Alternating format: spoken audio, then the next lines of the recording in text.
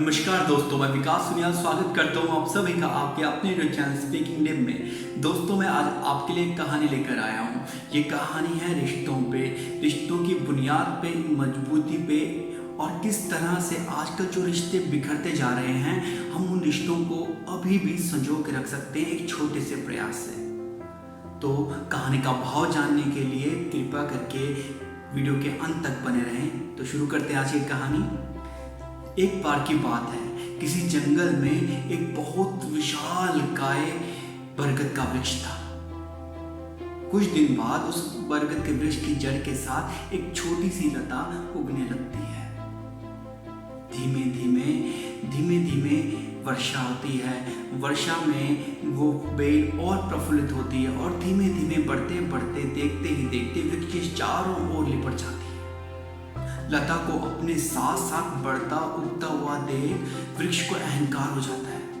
वो सोचता है कि ये लता धीमे धीमे बढ़ती बढ़ती मेरे चारों ओर लिपटती जा रही है। ऐसे तो ये मेरे अस्तित्व को ही खत्म कर देगी। इसके सामने मैं छोटा लगने लगूंगा।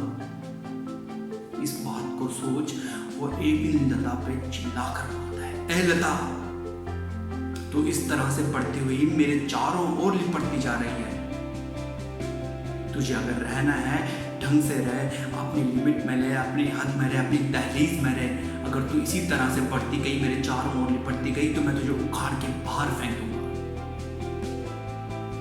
अभी वृक्ष लता को डांट ही रहा होता है कि वहां से तो मुसाफिर गुजरते हैं और उस वृक्ष को देख मुसाफिरों के मुंह से अचानक निकल पड़ता कि वाह, देखो कितना भव्य और विशाल वृक्ष है।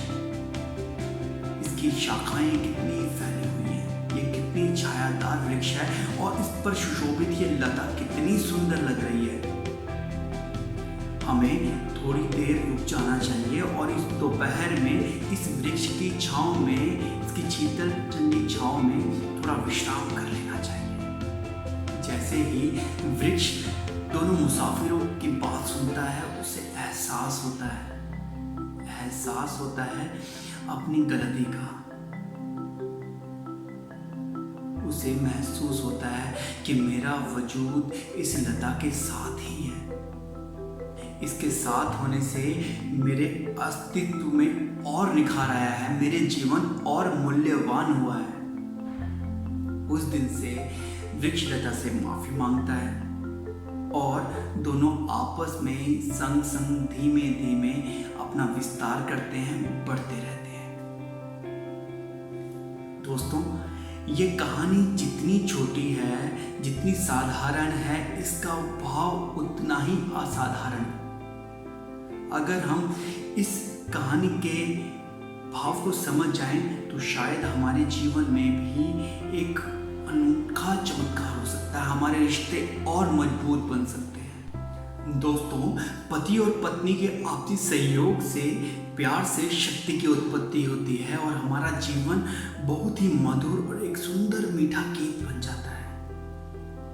पति को कभी अगर अपने पुरुषत्व का बल दिखाना ही हो तो पत्नी पर चिल्लाकर, डांट कर या उसे मार कर नहीं, बल्कि उससे प्रेम करके, उसकी भावनाओं को समझकर और उसके प्रति अपना समर्पण दिखाकर करना चाहिए। और वहीं पर स्त्री को, हमारी पत्नी को भी चाहिए कि वो हर मोड़ पर, हर घड़ी पर, जीवन के हर उतार चढ़ाव पर अपने पति की ढाल बनकर उसके साथ खड़ी रहे। दोस्तों, अगर पति इमारत है तो पत्नी उस इमारत की बुनियाद है। अगर पति एक विशाल वृक्ष है तो पत्नी उस वृक्ष की शीतल छांव है। दोनों के आपसी सहयोग से, प्रेम से, एक दूसरे को समझने से हमारा जीवन और समृद्ध, संपन्न और मधुर बनता है। जितना हम एक दूसरे को समझेंगे, हमारे रिश्ते उतने ही ज़्यादा मजबूत बनेंगे। अगर कभी पति क्रोधित हो तो पत्नी को चाहिए कि वो शांत रहे, उसे अवसर दे उसे समझने का। हर बार अगर पति परेशान हो, कभी उदास हो, तो ज़रूरी नहीं है कि उसे हम किसी की सलाह की आवश्यकता है। उसे चाहिए कि वो शांत बैठकर किसी कोने में अकेले रह के आत्मचिंतन कर सके। और वहीं दूसरी ओर ठीक इसके विपरीत अगर कभी हमारी पत्नी नाराज हो, गुस्सा हो या शांत हो, तो हमें चाहिए कि हम एक बार उससे जाकर पूछें कि इसका कारण क्या है। फ्रेंड्स, एक बहुत ही फेमस बुक है men are from Mars and women from Venus, जिसमें कि एक स्त्री और पुरुष के अलग अलग स्वभाव के बारे में बहुत विस्तार से बताया हुआ है।